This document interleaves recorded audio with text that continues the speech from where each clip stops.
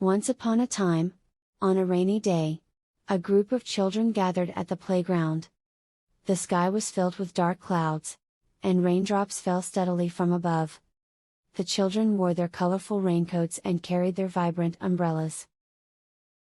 The children's laughter filled the air as they splashed and jumped into the water. Others took turns swinging on the wet swings. Their faces were smeared with mud, but they didn't mind. It was all part of the fun. As the rain continued to fall, the children danced under the dripping trees. The rain couldn't dampen their spirits. Instead, it fueled their imaginations and brought them closer together.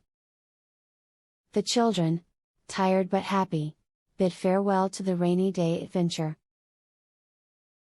They walked home, leaving behind the wet playground and the memories they had created. And so, on that rainy day, they discovered that sometimes the best playtimes come from unexpected